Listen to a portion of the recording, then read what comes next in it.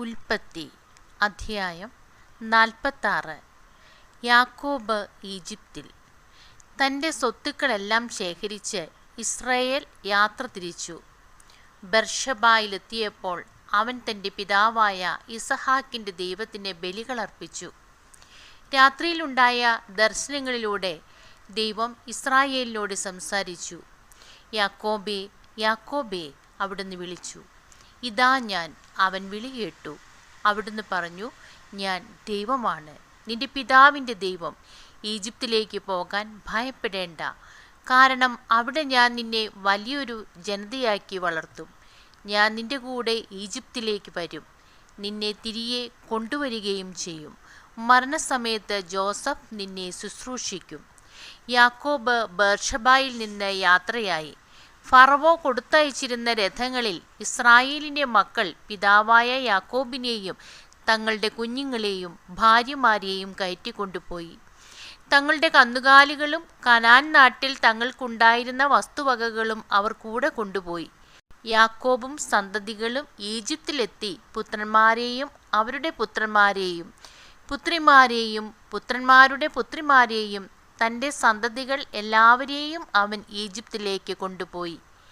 ഈജിപ്തിലേക്ക് വന്ന ഇസ്രായേലിൻ്റെ മക്കളുടെ പേര് വിവരം. യാക്കോബും അവൻ്റെ പുത്രന്മാരും.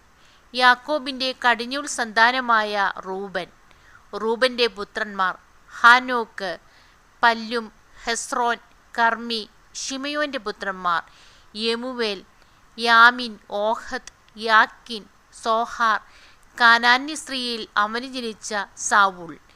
ലേവിയുടെ പുത്രന്മാർ ഗർഷോൻ, കൊഹാത്ത്, മൊറാറി. യൂദായുടെ പുത്രന്മാർ ഓനാൻ, ഷേലാഹ്, പെരസ്, സോഹ്. ഏറും ഓനാനും കാനാൻ ദേശത്ത് വെച്ച് മരിച്ചു. പേരസിൻ്റെ പുത്രന്മാർ ഹെസ്രോൻ, ഹാമുൽ. ഇസാക്കറിൻ്റെ പുത്രന്മാർ തോല, ഫുവ, യോബ്, ഷിംറോൻ. സെബൂലൂണിൻ്റെ പുത്രന്മാർ സേരദ്, ഏലോൻ, യഹ്ലേൽ. പാദാൻ ആരാമിൽ വെച്ച് യാക്കോബിനെ ലയായിൽ ജനിച്ച പുത്രന്മാരാണിവർ. അവളിൽ അവന് ദീന എന്ന പുത്രിയും ജനിച്ചു. അവൻ്റെ സന്താനങ്ങളുടെ ആകെ എണ്ണം 33. ഗാദിൻ്റെ പുത്രന്മാർ സിഫിയോൻ, ഹഗ്ഗി, ഷൂനി, എസ്പോൻ, ഏരി, ആരോദി, ആരേലി.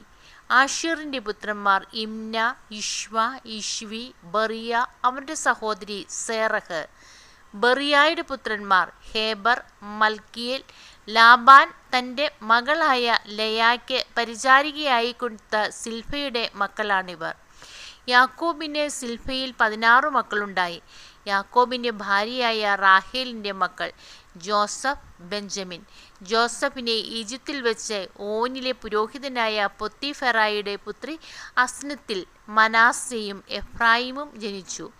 ബെഞ്ചമിൻ്റെ പുത്രന്മാർ ബേല, ബേക്കർ, അഷ്ബേൽ, ഗേര, നാമാൻ, ഏഹിറോഷ്, മുപ്പീം, ഹുപ്പീം, ആരദ്.